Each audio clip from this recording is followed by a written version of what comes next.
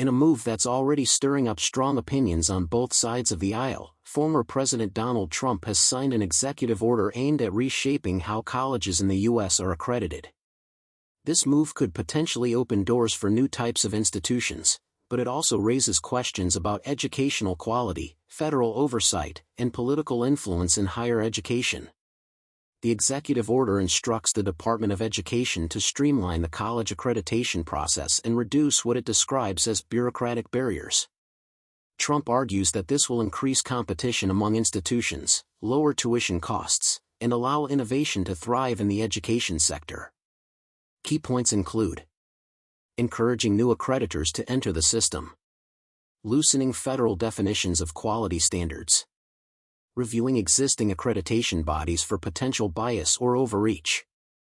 Supporters claim the move could liberate smaller and non-traditional colleges who feel boxed out by rigid federal rules. But critics say it might weaken academic standards and allow diploma mills to thrive without accountability. Education advocacy groups have expressed concern, noting that federal student aid eligibility is closely tied to accredited institutions. Lowering standards could risk public funding being misused or wasted. This isn't the first time accreditation reform has come under the spotlight.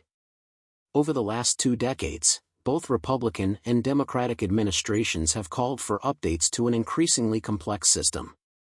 What makes Trump's move different is the scope and the direct challenge to legacy institutions that have shaped American education for decades. The Department of Education will now have 180 days to submit a full plan for implementing the order. Lawsuits and legislative responses are likely, especially from advocacy groups and education-focused lawmakers. One thing's certain: the landscape of American higher education. What do you think? Should the government have more or less say in how colleges get accredited? Let us know in the comments, and don't forget to like, subscribe, and hit the bell so you never miss a story that impacts the future of America. This is CityView Journal, where news meets nuance.